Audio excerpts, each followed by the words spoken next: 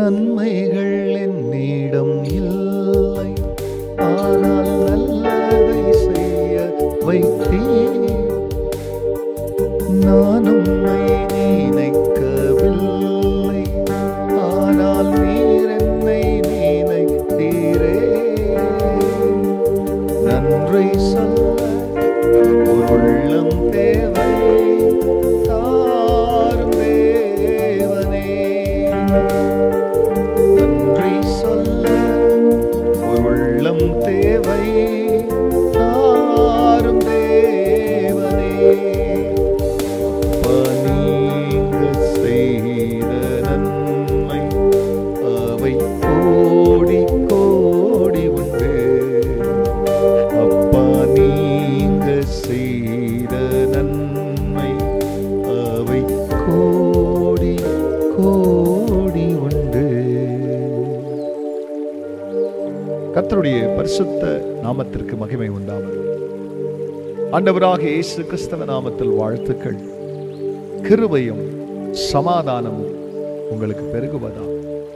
அன்பானவர்களே, இந்த நாளிலும் நமது ஆண்டவர் நமக்காய் கொடுக்கின்ற அவருடைய ஆலோசனையானது மத்தேயுவின் சுவிசேஷ புஸ்தகத்தின் 6ஆம் அதிகாரத்தில் 1ஆம் வசனம். மனுஷர் காண வேண்டும் என்று அவர்களுக்கு முன்பாக உங்கள் தர்மத்தை செய்யாதபடிக்கு எச்சரிக்கையாயிருங்கள்.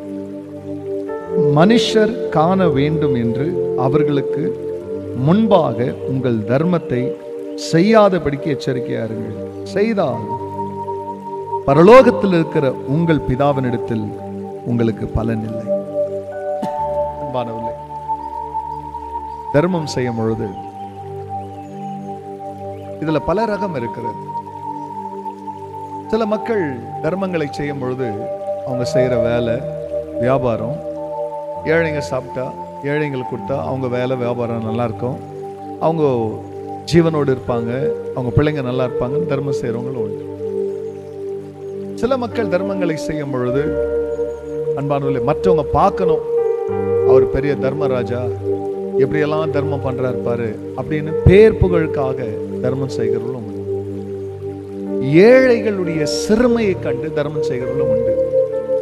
மற்றவங்க கஷ்டத்தை பார்க்கும் பொழுது அவர்களுக்கு கடனா இல்லை, கடன் வேற.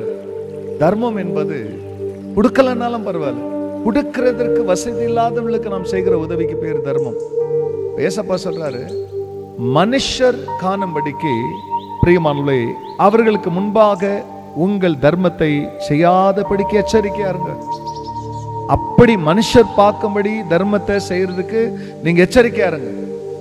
அப்படி நீங்க செய்தீங்கன்னா பரலோகத்தில் இருக்கிற உங்கள் பிதாவினிடத்திலிருந்து உங்களுக்கு பலன் இல்லைன்னா, அல்லது கையில கொடுக்கிறது இடது கைக்கு தெரியக்கூடாதுன்னு சொன்ன தேவன் மனுஷர் காணும்படியாய் மனுஷ புகழ்ச்சிக்கு வீண் புகழ்ச்சிக்கு நாம் தர்மம் செய்கிறவர்களாயிராமல் ஆண்டவர் எனக்கு பலனை தருவார்னு பிதாவினிடத்துல பலன் நமக்கு வருவதற்கு நாம் தர்மம் செய்வோமே. ஆனால் மெய்யாகவே பிதாவாகிய தேவன் உங்களுடைய பலனை உங்களுக்கு திருப்பி தருவார்.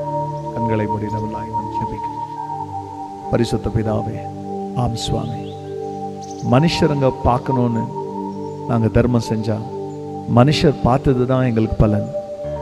ஆனால் பரலோக தேவன் ரகசியமாய் மனுஷர் மெச்சிக்கொள்ளணுன்றதுக்கு செய்யாம மனிதர்களுக்கு உதவி செய்யும்படியாகவே தர்மம் செய்கிற ஒவ்வொரு மக்களையும் கர்த்தர் ஆசீர்வதிங்க. அவர்களுக்குரிய பலன் பிதாவை உம்மிடத்திலிருந்து வரட்டும். அவர்களை ஆசீர்வதியும் இயேசுவ நாமத்தில் பிதா, ஆமென், ஆமென். நன்மைகள் என்னிடம் இல்லை, ஆனால் நல்லதை செய்ய